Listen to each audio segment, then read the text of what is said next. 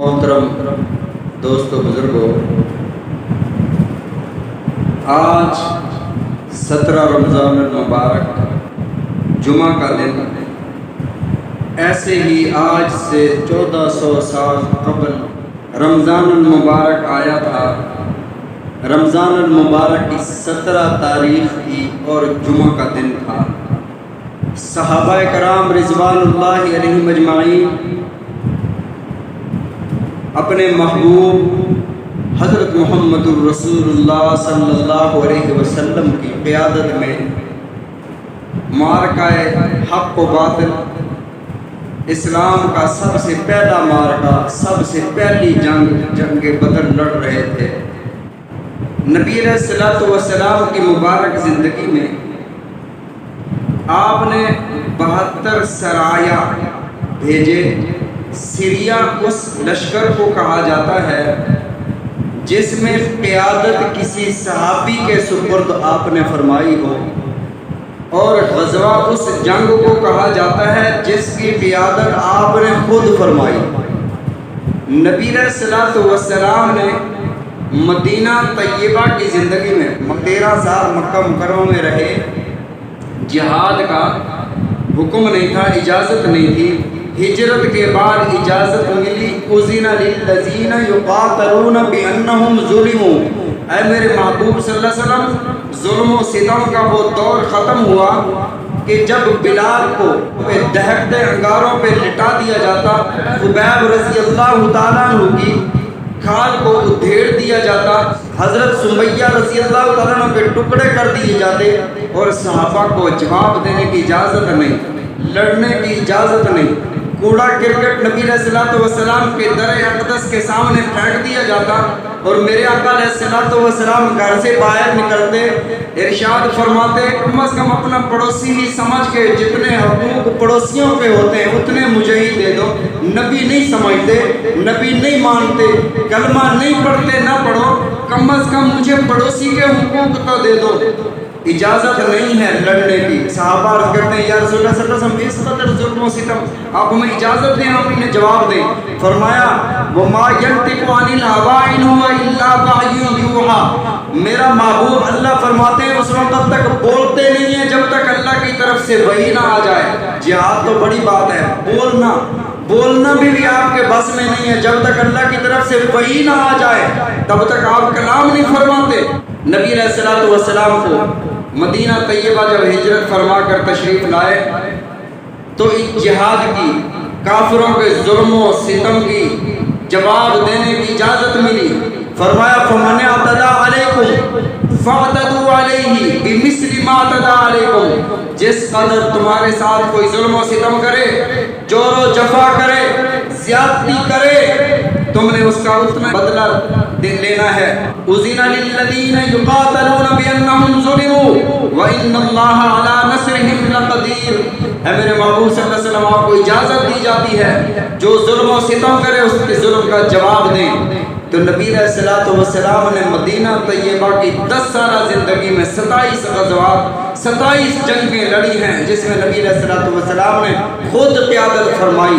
اللہ کے نبی صلی اللہ علیہ وسلم کی زندگی کا ہجرت کے بعد سب سے پہلا معرکہ، سب سے پہلی جنگ بدر ہے، اور یہ وہ جنگ ہے جس میں میرے آقا علیہ الصلوۃ والسلام نے جو جملہ ارشاد فرمایا تھا، صحابہ کرام رضوان اللہ علیہم اجمعین اللہ کے نبی صلی اللہ علیہ وسلم کی یہ بات، یہ دعا نقل فرماتے ہیں۔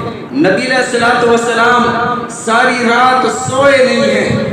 اللہ کے نبی صلی اللہ علیہ وسلم اللہ کی بارگاہ میں ساری رات آہوزاری کے ساتھ، عجز و انکساری کے ساتھ دعا میں محور مشغول رہے۔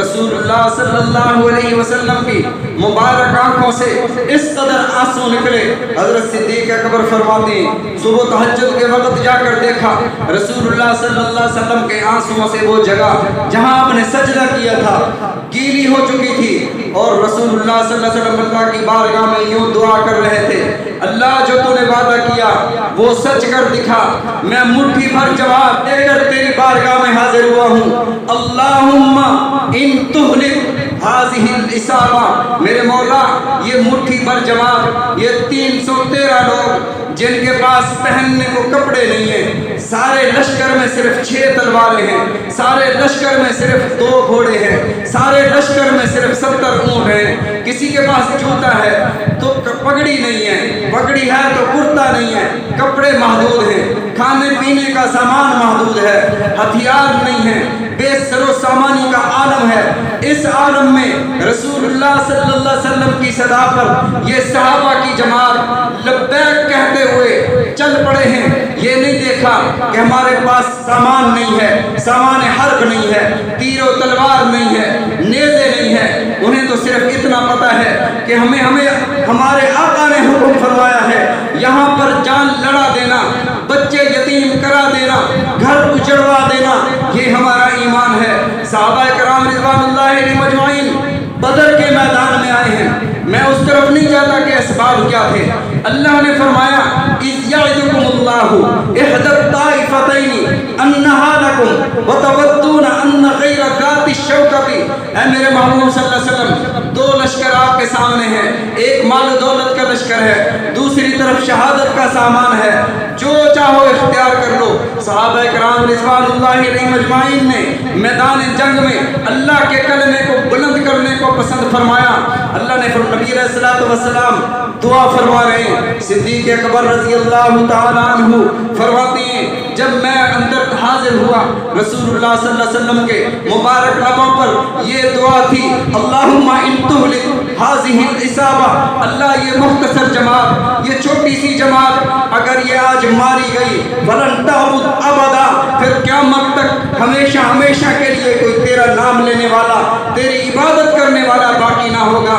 یہ جو کہا جاتا ہے اسلام زندہ ہوتا ہے ہر کربلا کے بعد، کہ زین العابدین اگر زندہ نہ رہتے پھر اسلام باقی نہ رہتا، یہ بات صحیح نہیں۔ صحیح یہ ہے جو میرے آقا علیہ الصلوۃ والسلام کے زبان اقدس سے فرمان صادر ہوا، اللہم ان تہلک ہذہ العصابہ، اللہ یہ مختصر جماعت اگر اس دنیا سے چلی گئی، یہ سارے اگر مارے گئے، پھر قیامت تک تیرا نام لینے والا کوئی نہ ہوگا، فلن تعبد ابدا، پھر قیامت تک تیری کوئی عبادت کرنے والا نہ ہوگا۔ معلوم ہوا بدر کے بعد اسلام زندہ ہوا، بدر میں یہ سارے اگر شہید ہو جاتے، پھر اللہ نے فرمایا کہ ہم نے آپ سے وعدہ کیا کہ ہم آپ کے لیے 1000 فرشتے بھیجیں گے، مردفینا، جو ایک دوسرے کے پیچھے پے در پے لگاتار تسلسل کے ساتھ آپ کی مدد کو آئیں گے۔ اللہ کے نبی صلی اللہ علیہ وسلم کے صحابہ میدان جنگ میں پہنچے ہیں، ادھر سے کافر آئے، 1000 کا لشکر ہے اور تیر و تلوار سے لیس ہے، ہتھیار سارے ان کے پاس ہیں، 10 اونٹ روزانہ ذبح کرتے ہیں، روزانہ سارا لشکر عیاشیاں کرتا ہے، کھاتے پیتے ہیں، موجیں کرتے ہیں، ڈھول باجے ہیں، اور ان کو غرور ہے، تکبر ہے کہ آج ہم مسلمانوں کو مٹا کر جائیں گے، اللہ کا نام لینے والا کوئی نہ ہوگا۔ لیکن اللہ کی قدرت کو کچھ اور منظور تھا۔ نبی علیہ الصلوۃ والسلام نے صفیں بنوائی، 313 صحابہ ایک طرف، دوسری طرف 1000 کا لشکر جرار ہے، اور بڑے بڑے بہادر ان کے ساتھ ہیں، سارے سردار مکہ کے یہاں حاضر ہوئے، اللہ کے نبی صلی اللہ علیہ وسلم صفیں بنوا رہے ہیں۔ جب صفیں بن گئی، چشم فلک نے ایک عجیب نظارہ دیکھا کہ یہ تو ایک دوسرے کا خون ہے، ایک دوسرے کے قریبی رشتہ دار ہیں۔ اس طرف سے اگر رسول اللہ صلی اللہ علیہ وسلم کی صفوں میں ابو بکر صدیق کھڑے ہیں تو ابو جہل کی صفوں میں عبد الرحمن بن ابی بکر، ابو بکر کا رخت جگر کھڑا ہے، اس طرف عمر رضی اللہ تعالیٰ عنہ ہیں، اس طرف آپ کے ماموں ابو العاص ہیں، اس طرف رسول اللہ صلی اللہ علیہ وسلم ہیں، اس طرف آپ کے چچا عباس ہیں، اس طرف رسول اللہ صلی اللہ علیہ وسلم کے صحابی حضرت حذیفہ رضی اللہ تعالیٰ عنہ ہیں، جن کے بارے میں اللہ کے نبی صلی اللہ علیہ وسلم نے ارشاد فرمایا، حذیفہ کلہم وعد اللہ الحسنی، میرے سارے صحابہ کو اللہ نے جنت کا سرٹیفکیٹ عطا فرما دیا ہے، جنت کا ٹکٹ عطا فرما دیا ہے۔ اور دوسری طرف عتبہ جو کافروں کی طرف سے کون کی قریش کی کمان کر رہا تھا، وہ لشکر کا چیف تھا، وہ کمانڈر تھا، اس کا بیٹا حذیفہ رسول اللہ صلی اللہ علیہ وسلم کا غلام تھا۔ یہ کفر و باطل کی جنگ تھی، یہاں یہ نہیں دیکھا گیا کہ اس طرف میرا بیٹا ہے، اللہ کے نبی صلی اللہ علیہ وسلم کے صحابہ صفیں بنا کر کھڑے ہیں، اس طرف سے آج کل ٹیکنالوجی کی جنگ ہے، آج کل عقل کی جنگ ہے، ہتھیار کی جنگ ہے، پٹنوں کی جنگ ہے، اس دور میں ہتھیار کی جنگ طاقت کی جنگ تھی، بازو کی جنگ تھی، تلوار کی جنگ تھی، اور طریقہ کار یہ ہوا کرتا تھا کہ اس طرف سے ایک بندہ کھڑا ہوتا، کہتا حل من مبارز، ہے کوئی میرا مقابلہ کرنے والا؟ عتبہ وہاں سے آتا ہے کوئی میرا مقابلہ کرنے والا؟ انصاری صحابی مقداد رضی اللہ تعالیٰ عنہ آگے بڑھتے ہیں، نبی علیہ الصلوۃ والسلام کے جب یہ صحابہ، یہ مقداد رضی اللہ تعالیٰ عنہ کون ہیں؟ جب رسول اللہ صلی اللہ علیہ وسلم بدر کا مشورہ لے رہے تھے، فرمایا اشیروا الی ایھا الناس، لوگوں مجھے مشورہ دو۔ حضرت مقداد کھڑے ہوتے ہیں، عرض کرتے ہیں یا رسول اللہ صلی اللہ علیہ وسلم، آپ ہمیں برق الغمات تک جانے کا حکم فرمائیں گے، ہم وہاں تک بھی چلے جائیں گے، آپ ہمیں جو حکم فرمائیں گے ہم وہ کر گزریں گے۔ ہم ایسے نہیں ہیں جیسے موسیٰ علیہ السلام کے حواری تھے، انہوں نے حضرت موسیٰ علیہ السلام سے کہا تھا فَذْهَبْ أَنْتَ وَرَبُّكَ فَقَاتِلَا إِنَّا هَاهُنَا قَاعِدُونَ، موسیٰ تو اور تیرا رب جا کر لڑ لو، ہم تو یہاں بیٹھے ہوئے ہیں۔ اے میرے محبوب، ہم ایسا نہیں کریں گے۔ نبی علیہ الصلوۃ والسلام کا روح سخن انصار کی طرف تھا، آپ نے دوبارہ ارشاد فرمایا اشیروا علی ایھا الناس، لوگوں مجھے مشورہ دو۔ حضرت سعد بن معاذ رضی اللہ تعالیٰ عنہ کھڑے ہوئے، نبی علیہ الصلوۃ والسلام کے یہ وہ جانثار صحابی ہیں جب غزوہ احزاب کے بعد نبی علیہ الصلوۃ والسلام نے یہودیوں کو بنی قریظہ سے نکالنے کا اور ان کے خلاف جنگ کا ارادہ فرمایا، اور ان کے حضرت سعد بن معاذ رضی اللہ تعالیٰ عنہ کے ساتھ نبی علیہ الصلوۃ والسلام تشریف لے گئے۔ سعد بن معاذ زخمی تھے، ان کی قوم کے ان قبائل کے پاس جب تشریف لے گئے تو نبی علیہ الصلوۃ والسلام نے ارشاد فرمایا قوموا الی سیدکم، اپنے سردار کے استقبال کے لیے کھڑے ہو جاؤ۔ یہ حضرت سعد بن معاذ رضی اللہ تعالیٰ عنہ کھڑے ہوتے ہیں، عرض کرتے ہیں یا رسول اللہ صلی اللہ علیہ وسلم، قسم ہے اس ذات کی جس ذات نے آپ کو برحق نبی بنا کر بھیجا ہے، ہم اللہ کی قسم کھا کر کہتے ہیں ہمارا مال آپ کا مال ہے، آپ ہمارے مال میں سے جو چاہیں ہمیں عطیہ کر دیں وہ عطیہ ہوگا، ہماری زمین نے آپ کی، ہمارے اموال آپ کے، قسم ہے اس ذات کی جس ذات نے آپ کو نبی برحق بنا کر بھیجا ہے، آپ ہمیں حکم فرمائیں، ہم حاضر ہیں، ہم آپ کے دائیں لڑیں گے، ہم آپ کے بائیں لڑیں گے، ہم آپ کے آگے اور پیچھے آپ کا دفاع کریں گے۔ آپ جب میدان جنگ میں ہمیں لڑتا ہوا دیکھیں گے آپ کی آنکھیں ٹھنڈی ہو جائیں گی۔ نبی علیہ الصلوۃ والسلام بے حد مسرور ہوئے، ارشاد فرمایا اللہ نے میرے ساتھ مدد کا وعدہ فرمایا ہے اور یقیناً میرا رب میری ضرور مدد فرمائے گا۔ پھر ایسا ہوا، مبازرت کا سلسلہ شروع ہوا، عتبہ آیا، عتبہ نے کہا تم کون ہو؟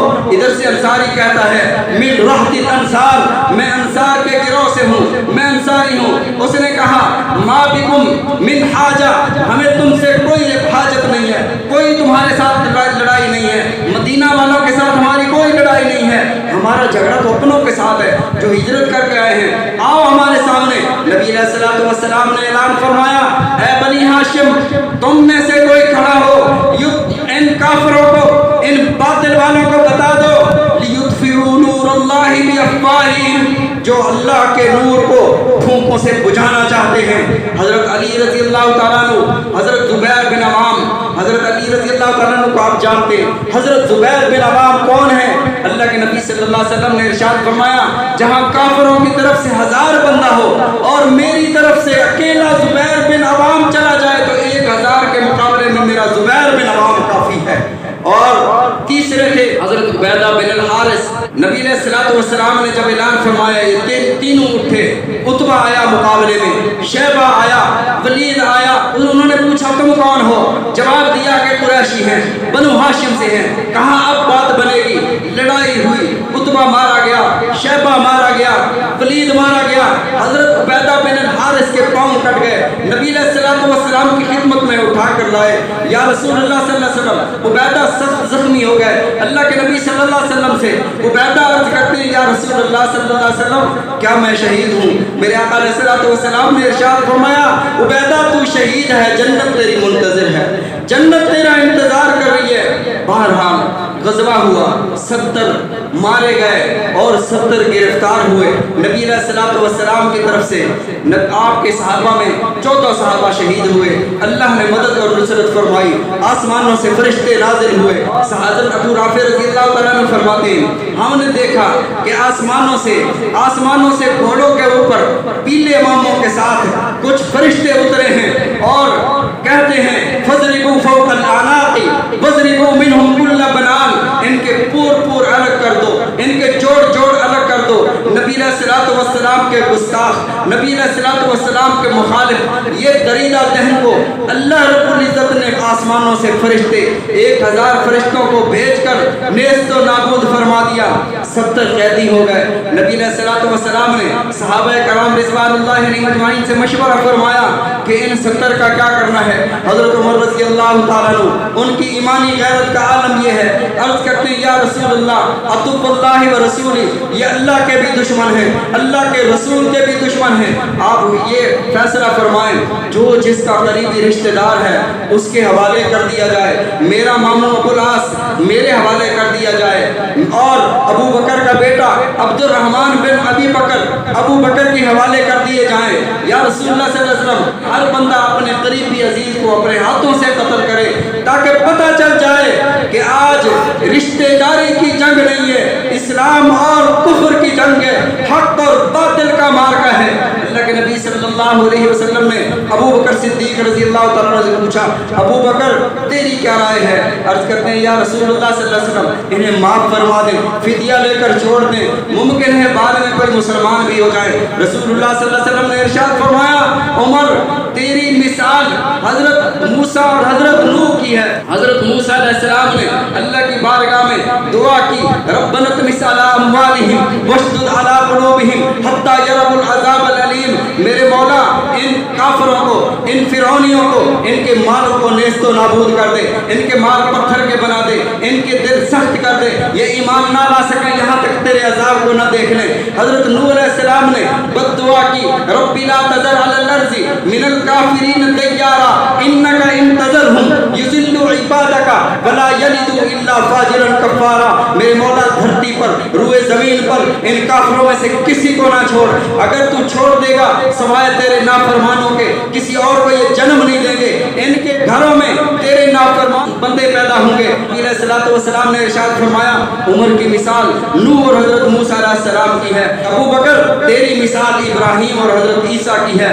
ابراہیم علیہ السلام نے اللہ کی بارگاہ میں دعا کی، اللہ فمن تبعنی فإنہ منی، جنہوں نے میری اتباع کی وہ میرے ساتھ وابستہ ہیں، ومن عصانی، جنہوں نے میری نافرمانی کی، میرے مولا تو غفور الرحیم ہے، تو انہیں ایمان دے کر انہیں معاف کر سکتا ہے۔ حضرت عیسیٰ علیہ السلام نے اللہ کی بارگاہ میں دعا کی، ان تعذبہم فإنہم عبادک، میرے مولا اگر ان کافروں کو بھی تو عذاب دے، ان تعذبہم فإنہم عبادک، یہ تیرے ہی بندے ہیں، یہ کہاں بھاگ سکتے ہیں، یہ کہاں دوڑ سکتے ہیں، یہ تیرے زمین و آسمان کے کناروں سے کہاں نکل سکتے ہیں۔ ان تعذبہم فإنہم عبادک وإن تغفر لہم فإنک انت العزیز الحکیم، اے میرے مولا اگر تو معاف فرما دے، ایمان دے کر انہیں معاف فرما دے، تجھ سے کوئی پوچھنے والا نہیں ہے، تو عزیز ہے، تو زبردست ہے، تو حکمت والا ہے۔ نبی علیہ الصلوۃ والسلام نے ارشاد فرمایا، ابو بکر تیری مثال ابراہیم اور عیسیٰ کی ہے،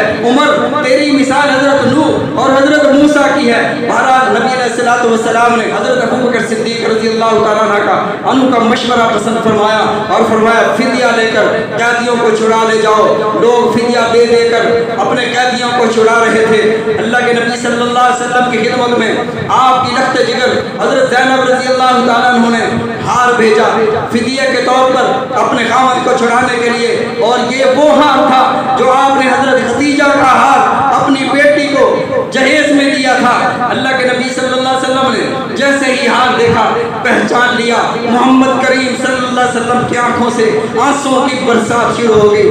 نگاہ اٹھائی، صحابہ سے ارشاد فرمایا، اے میرے صحابہ اگر محسوس نہ کرو، اگر دل میں یہ بات نہ لاؤ، میں یہ ہار واپس کر دوں اور اس ابو العاص کو بغیر فدیے کے رہا کر دوں۔ اللہ کے نبی صلی اللہ علیہ وسلم کے صحابہ کہاں دل میں محسوس کرنے والے تھے، وہ تو پہلے سے نبی علیہ الصلوۃ والسلام کے اشارہ ابرو پر قربان تھے۔ یا رسول اللہ صلی اللہ علیہ وسلم جیسے آپ فرمائیں، نبی علیہ الصلوۃ والسلام نے وہ ہار لیے بغیر رہا فرما دیا، رہائی کا سلسلہ ختم ہوا۔ اللہ کی طرف سے جبرائیل علیہ السلام سورہ توبہ کی آیات لے کر نازل ہوئے، ما کان لنبی ان یکون لہ اسرا حتی یسخن فی الارض، کسی نبی کے لیے اس کے شایان شان نہیں، اس کے لائق نہیں کہ وہ اللہ کے دشمنوں کو چھوڑ دے۔ تریدون عرض الدنیا، تم میں سے لوگ مال پسند کرتے ہیں، واللہ یرید الاخرہ، اللہ کو تمہارے لیے آخرت پسند ہے۔ لولا کتاب من اللہ سبق لمسکم فیما اخذتم عذاب عظیم، اللہ نے فرمایا اگر یہ بات پہلے طے نہ ہو چکی ہوتی تو ان کافروں کو چھوڑنے پر تم پر عذاب آ جاتا۔ تو اللہ کے نبی صلی اللہ علیہ وسلم نے ارشاد فرمایا میں دیکھ رہا تھا کہ اللہ کا عذاب اگر آ جاتا اور وہ اللہ کا عذاب اس من هذه الشجرہ اس درخت کے قریب تک آ گیا تھا، اگر وہ آج عذاب آ جاتا تو سوائے عمر کے کوئی نہ بچتا۔ عمر کی رائے یہ تھی کہ اللہ کے دشمنوں کو قتل کر دیا جائے۔ بہرحال اللہ کے نبی صلی اللہ علیہ وسلم نے جنہیں رہا فرمایا تھا وہ سارے کے سارے تقریباً مسلمان ہو گئے۔ جب فدیہ کی باری آئی آپ کے چچا عباس فرمایا کہ عباس فدیہ، کہتے ہیں کہ میرے پاس اے میرے بھتیجے میرے پاس لینے کو تو کچھ نہیں ہے، میں تو مخلوق الحال ہوں۔ آپ نے فرمایا وہ مال جو تو نے اپنی بیوی ام فضل کے ساتھ مل کر دفن کیا ہے اس مال کا کیا ہوا؟ کہتے ہیں اشہد انک رسول اللہ، اس مال کے میرے اور میری بیوی کے علاوہ کسی اور کو پتہ نہیں تھا، میں گواہی دیتا ہوں کہ آپ اللہ کے رسول ہیں۔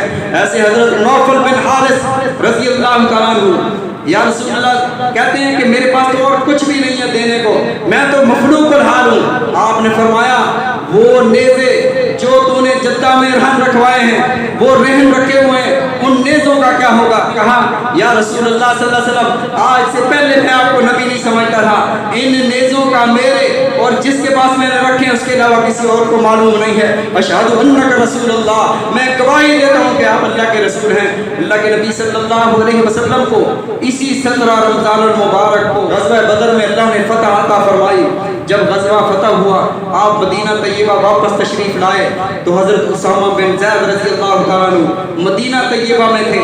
آپ نے دوڑ کر نبی علیہ الصلوۃ والسلام کو عرض کیا یا رسول اللہ صلی اللہ علیہ وسلم آپ کی لخت جگر حضرت رقیہ کا انتقال ہو گیا ہے۔